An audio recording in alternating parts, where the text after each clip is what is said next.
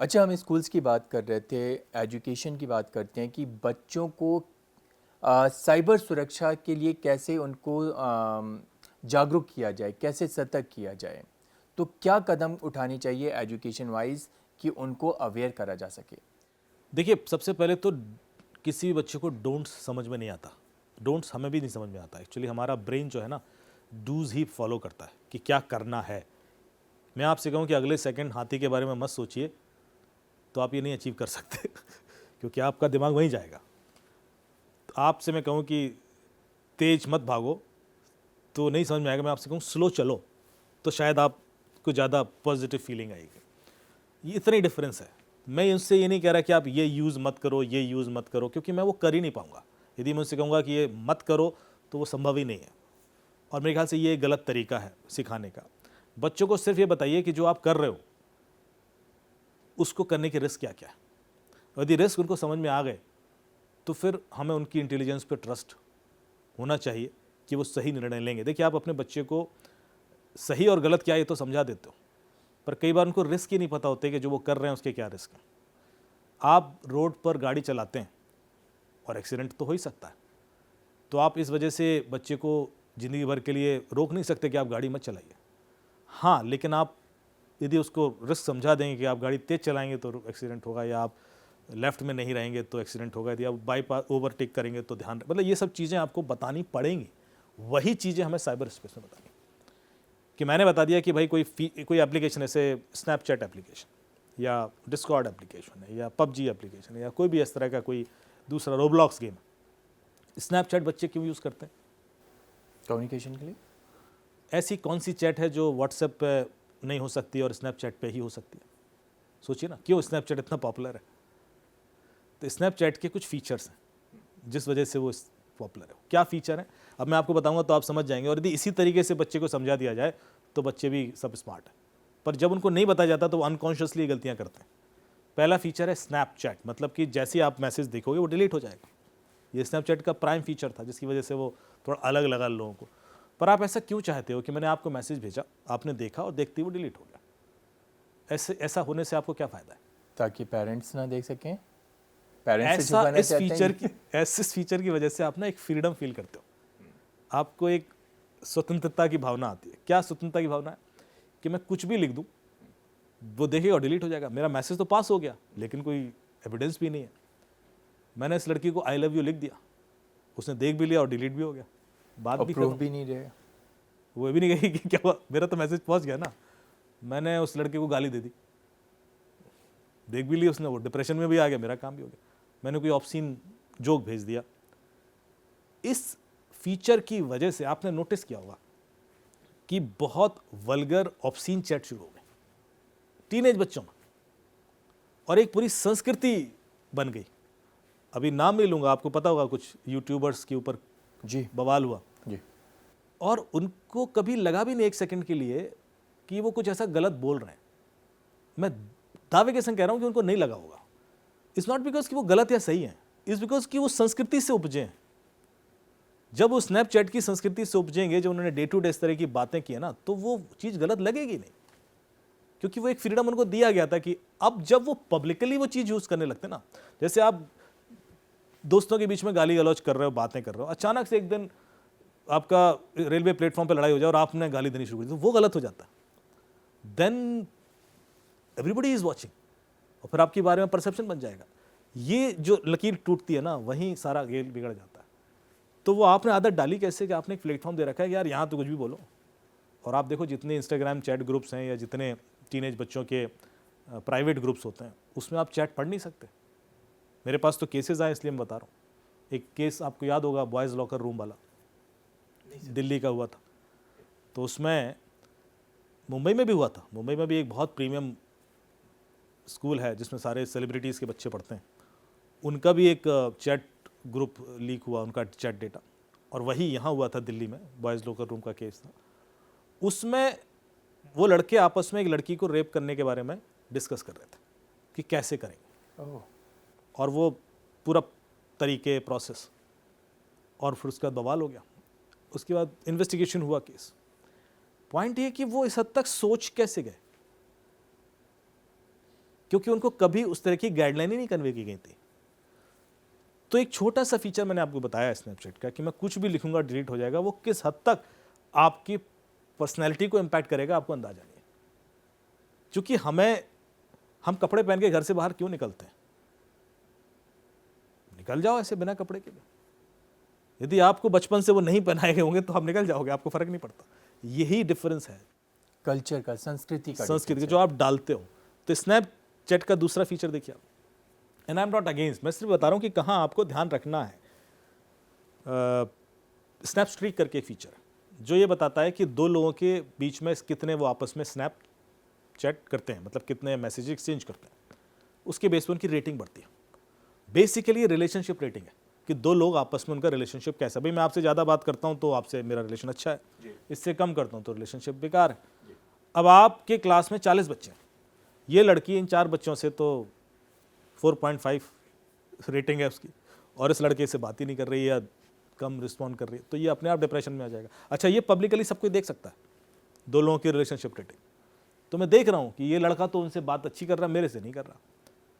एक unnecessary pressure create होता है टीनेज बच्चे पर कि यार मैं क्यों नहीं, मेरे को क्यों नहीं रिस्पॉन्ड, मेरी क्यों नहीं लाइक हो रहा है। मतलब ये जो इन्फ्योरिटी कॉम्प्लेक्स, हाँ इन्फीरियरिटी कॉम्प्लेक्स है।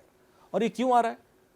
क्योंकि आप एक एप्लीकेशन पे हो, कारण ये है, अदरवाइज तो कोई मतलब नहीं ना। आप इग्नोरेंस इज द ब्लिस। इस दुनिया में मुझे नहीं पता कि आपकी पर्सनल लाइफ में क्या हो रहा है, तब तक मैं खुश हूँ। और जैसे मुझे पता पड़े नहीं यार ये तो मेरे खिलाफ कुछ प्लानिंग कर रहा है, तब मेरी परेशानी है, राइट।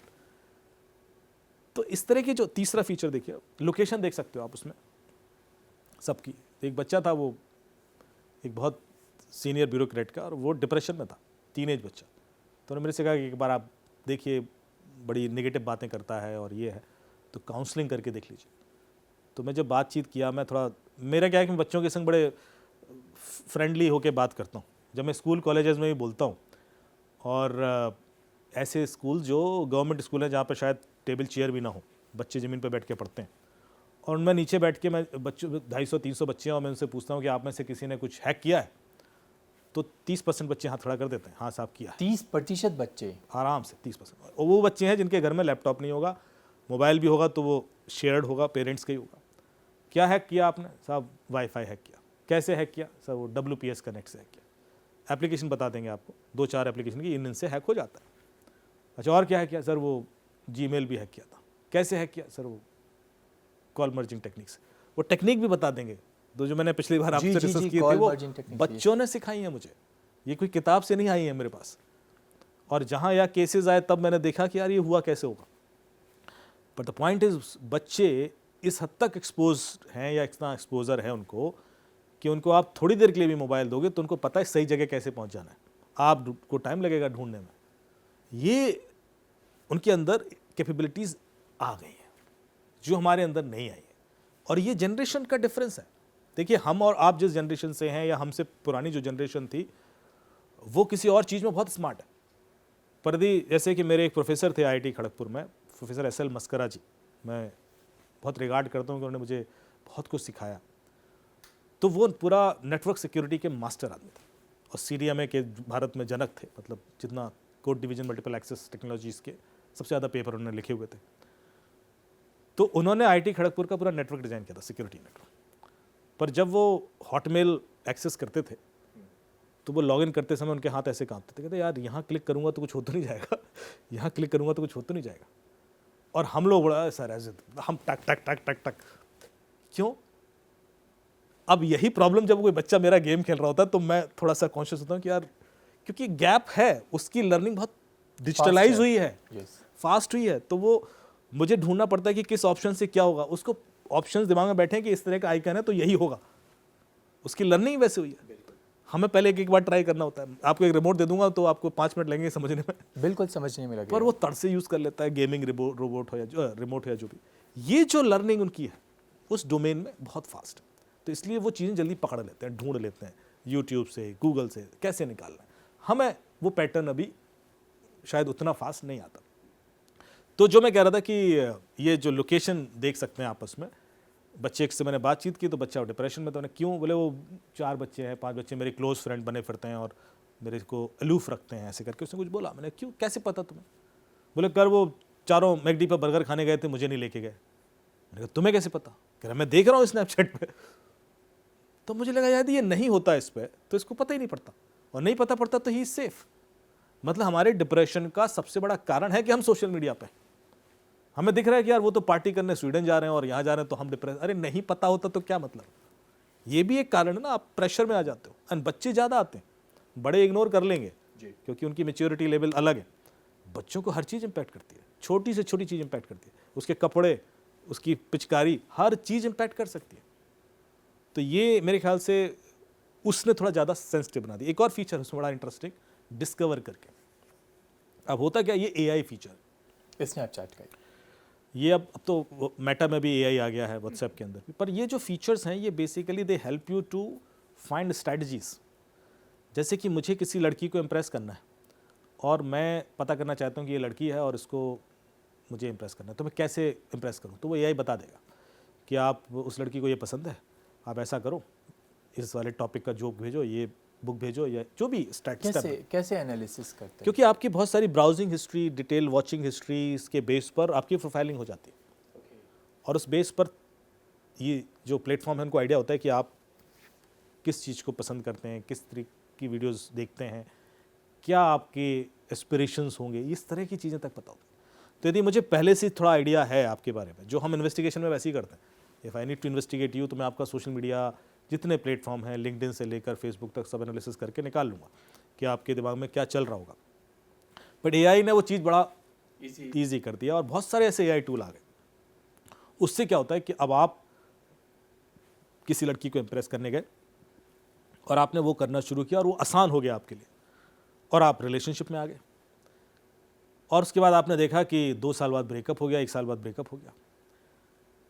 जो चीज़ आपको ज़िंदगी में आसानी से मिल जाती है ना, उसकी आपको कभी वैल्यू नहीं होती। यदि एआई का यूज़ करके या इस तरह के प्लेटफॉर्म यूज़ करके आपको वो रिलेशनशिप में ईजीली आपका वो बन जाता है कनेक्ट, तो उसको आप रिस्पेक्ट नहीं कर पाओगे, आप वैल्यू नहीं दे पाओगे, और इसी वजह से इम्पैक्ट हो रहा है। पहले इसी चीज़ में बहुत एफर्ट लगता था। यदि आपको किसी को इम्प्रेस करना है तो 6-6 महीने, 1-1 साल भी लगता था। आप एकदम से नहीं कि एक मीटिंग की और एक डेटिंग ऐप के थ्रू मिले, और ये आसान इसलिए हो गया बिकॉज ऑफ द टेक्नोलॉजी।